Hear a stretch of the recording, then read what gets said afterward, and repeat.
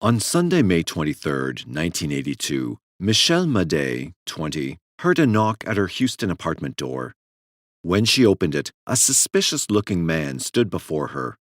Suddenly, the stranger attacked, beat, and choked her into unconsciousness.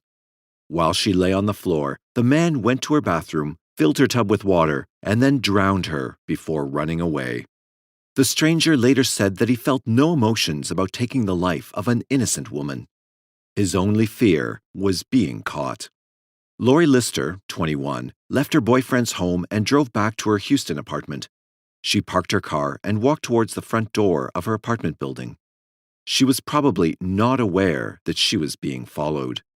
As Lori got out her key and approached the stairs to her apartment, a man with a red hooded sweatshirt suddenly came up behind her and strangled her into semi-unconsciousness.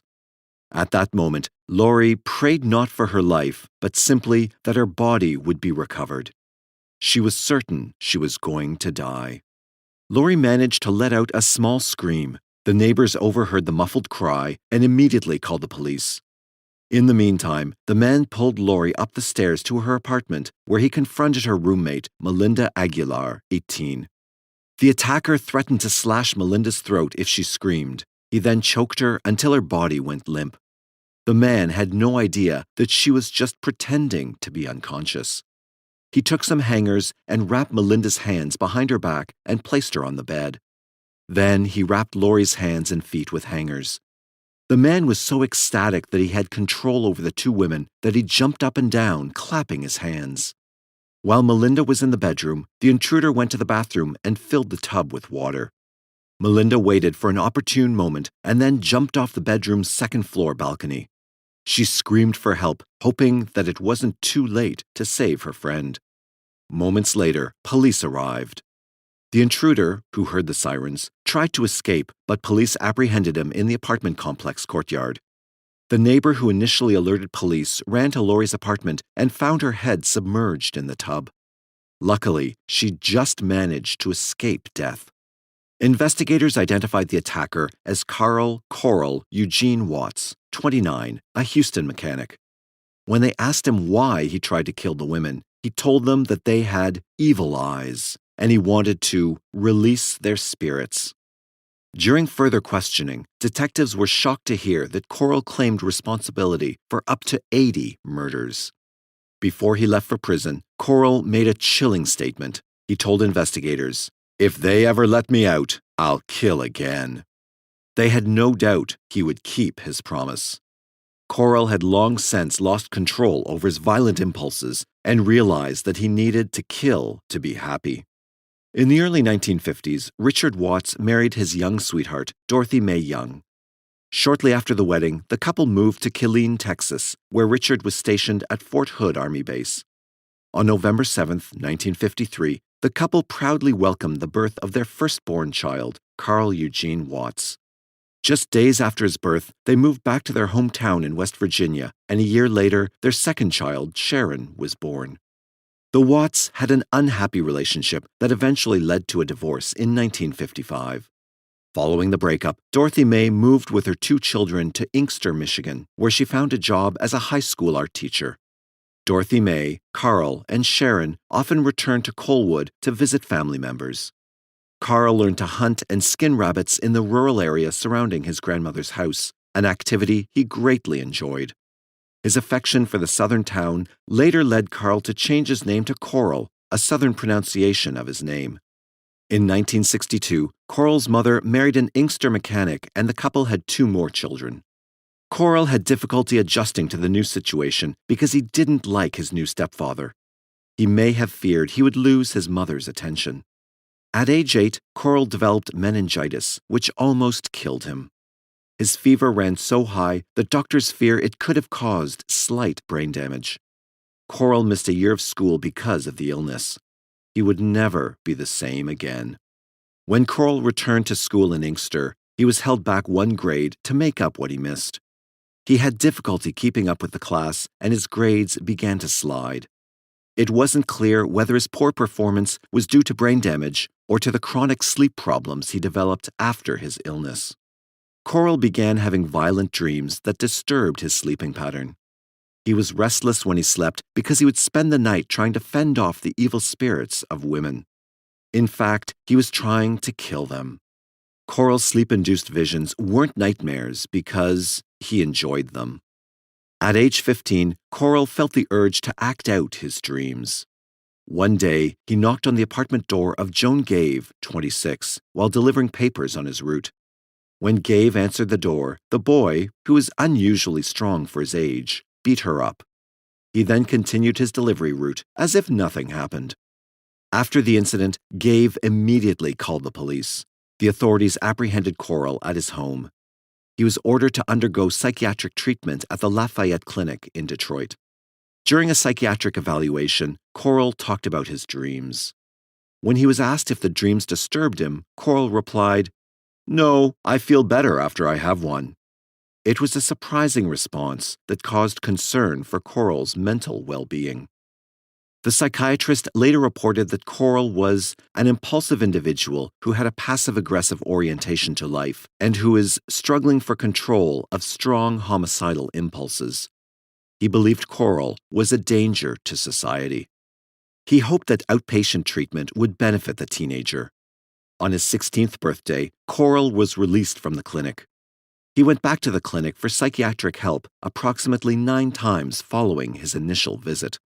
In the meantime, Coral returned to high school, and even though his scholastic performance remained poor, he excelled in sports. Athletics was an acceptable means of releasing his pent-up aggression. He became a star football player and performed even better at boxing, earning the status of a Golden Gloves fighter.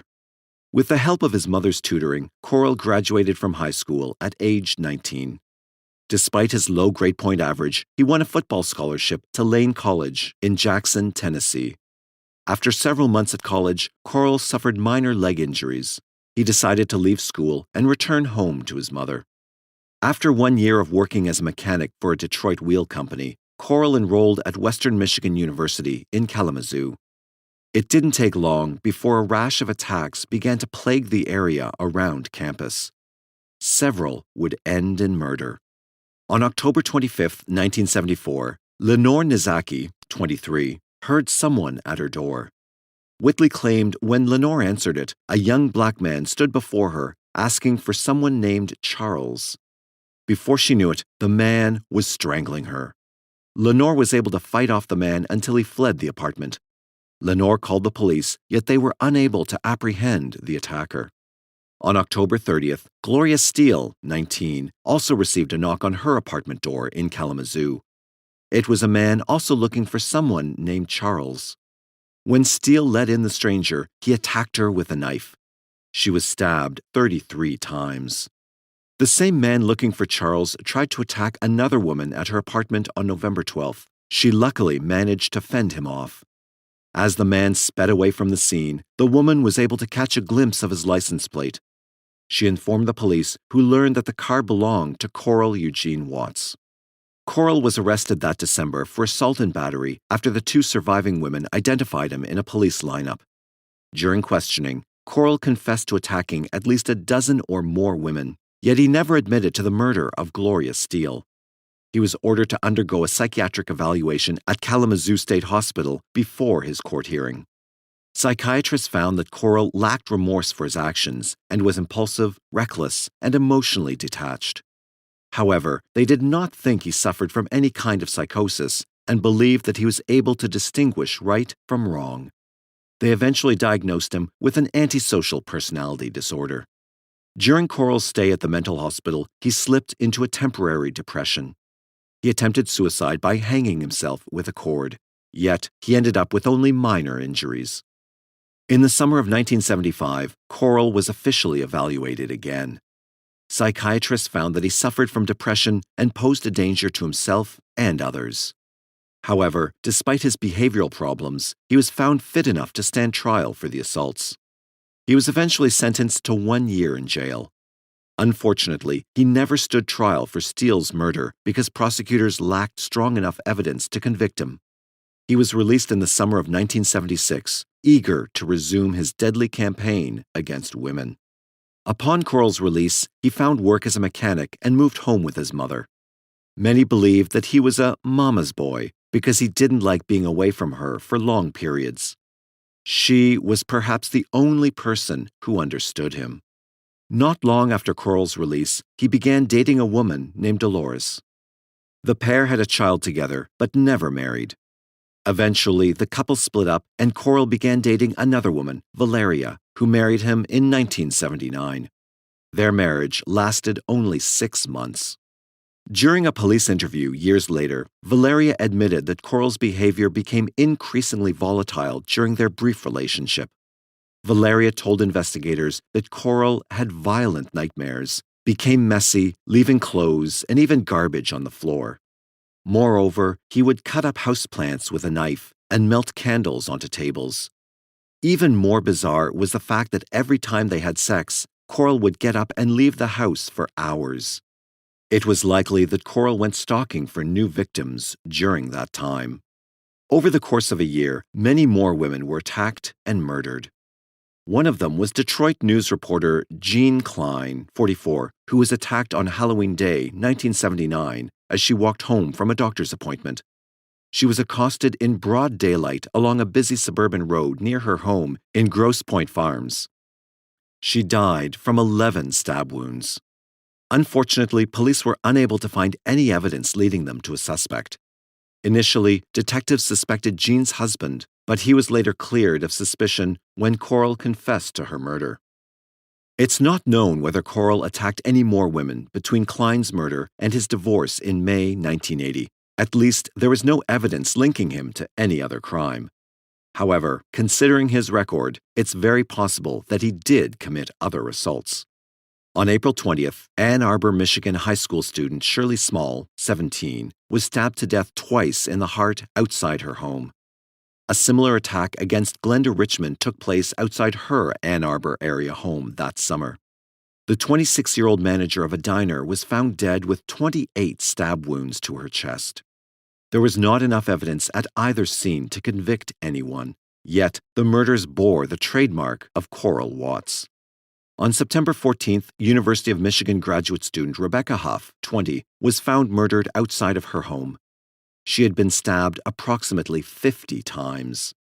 Her case was unique because it was one of the first murders to be directly linked to Coral. Moreover, it prompted one of Ann Arbor's largest murder investigations. It took 2 months before the link between Coral and Rebecca was made.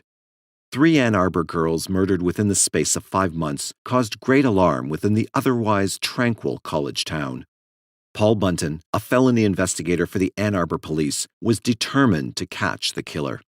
He dedicated years of his life in pursuit of the man commonly referred to by Ann Arbor newspapers as the Sunday morning slasher.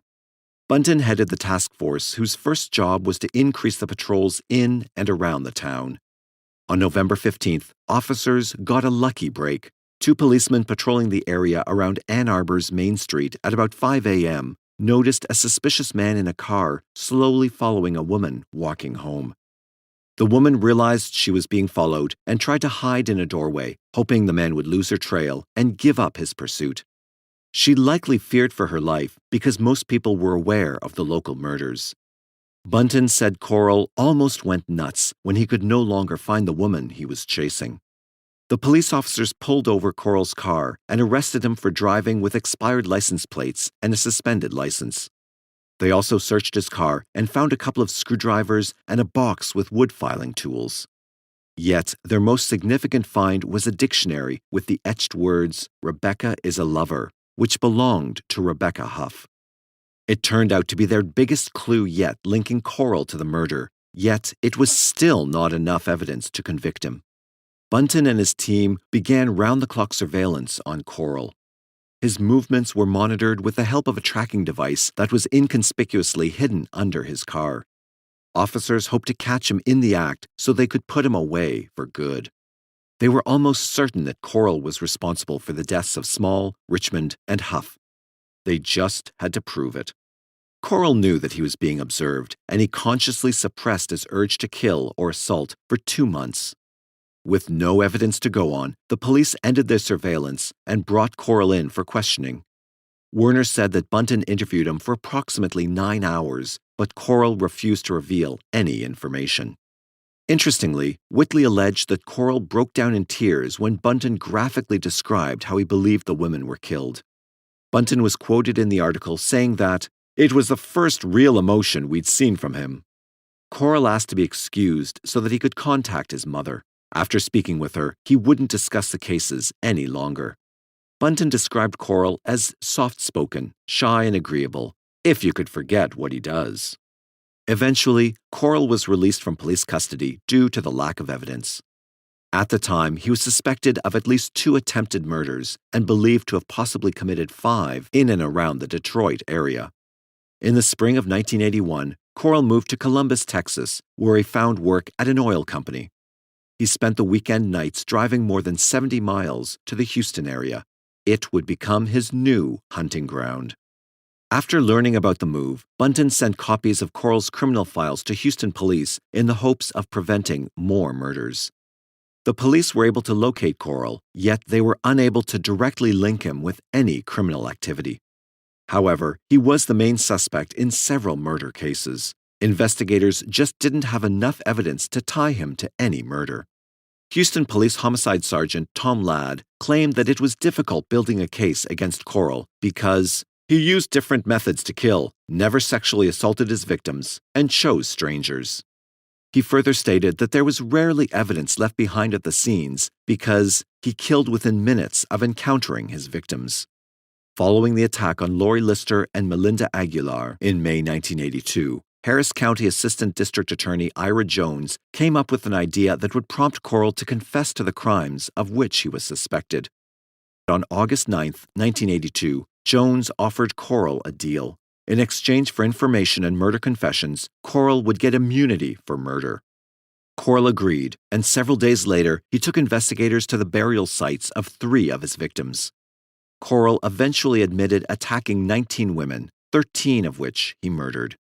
Corll told police that he was responsible for the 1979 Detroit murder of Jean Klein, although he did not admit to killing area residents Glenda Richard, Shirley Small, or Rebecca Huff, whose dictionary was found in his car.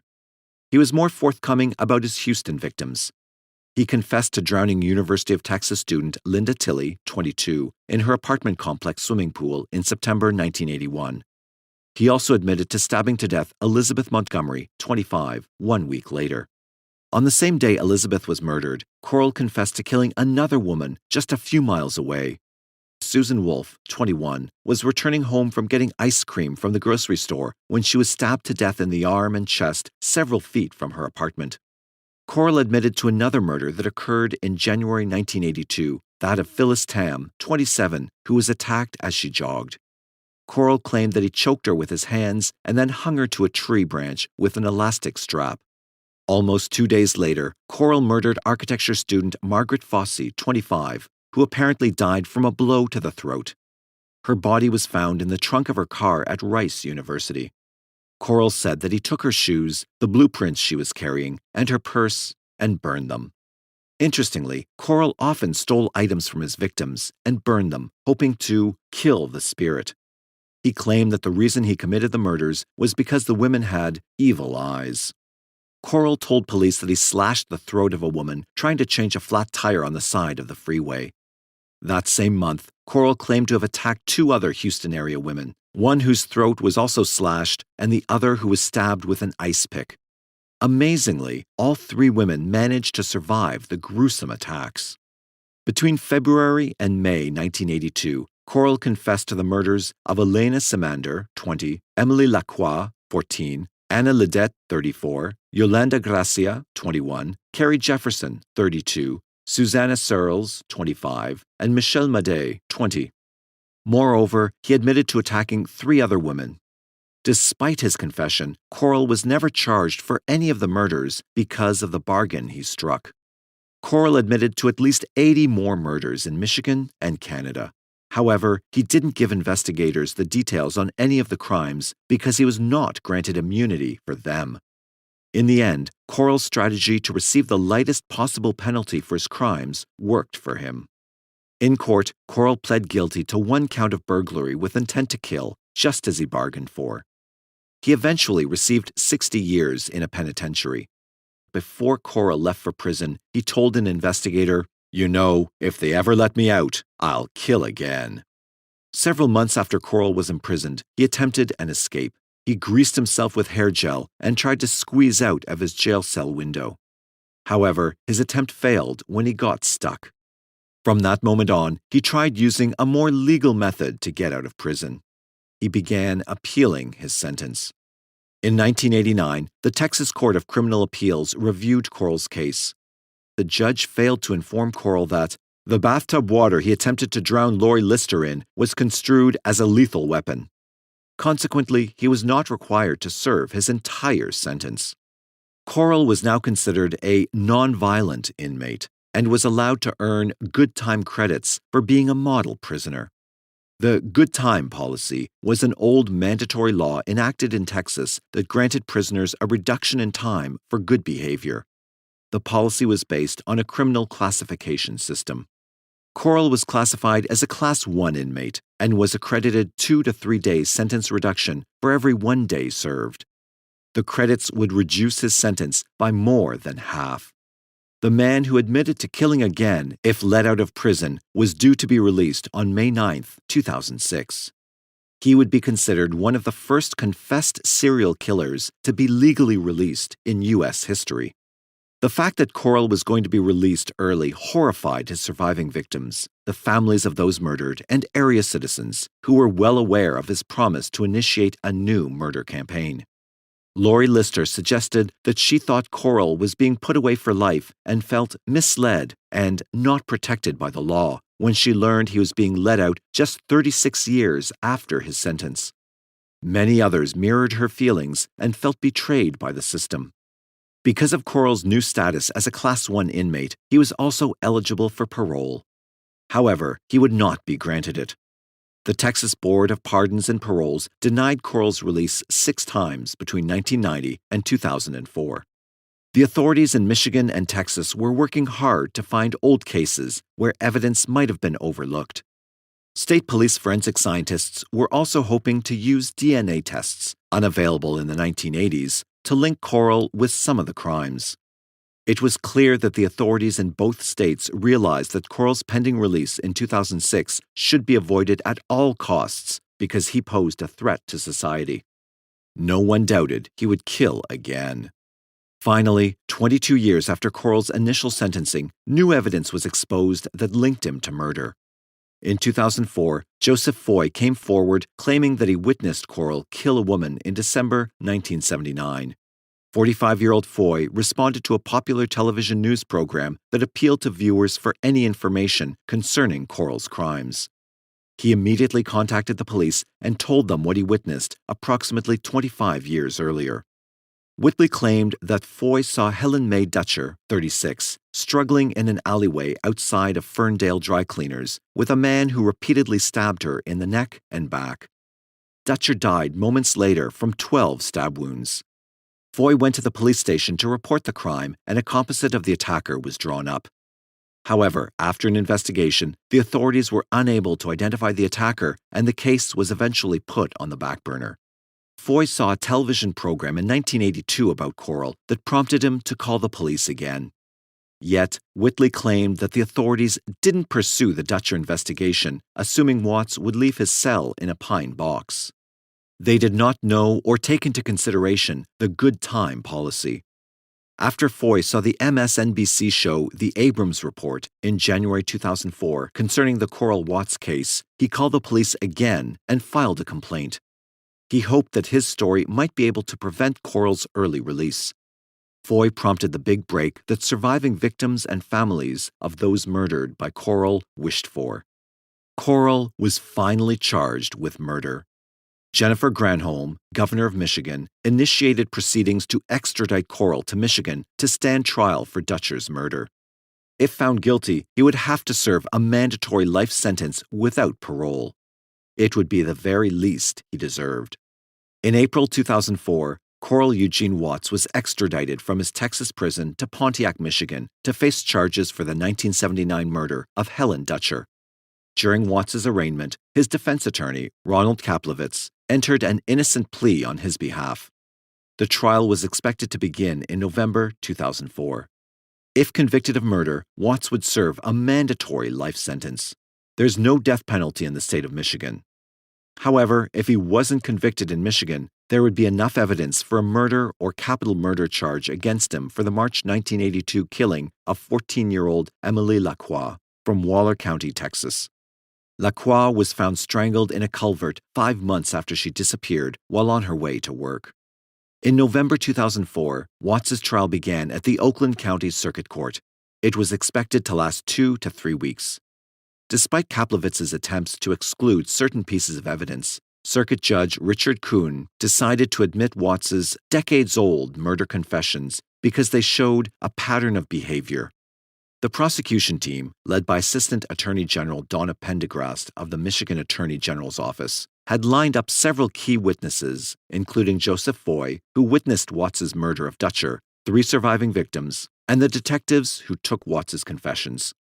On November 15th, the jury heard the harrowing testimony of Julie Sanchez, who recounted how Watts attacked her as she tried to change her flat tire on the side of a Texas highway in January 1982. The NASA employee demonstrated how Watts sliced her throat open and stabbed her repeatedly before leaving her for dead. She further claimed that at one point he turned around to look at her and laughed.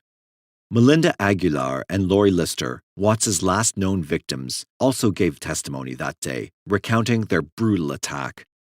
Like Sanchez, Aguilar claimed that Watts seemed to enjoy inflicting pain on her and her roommate.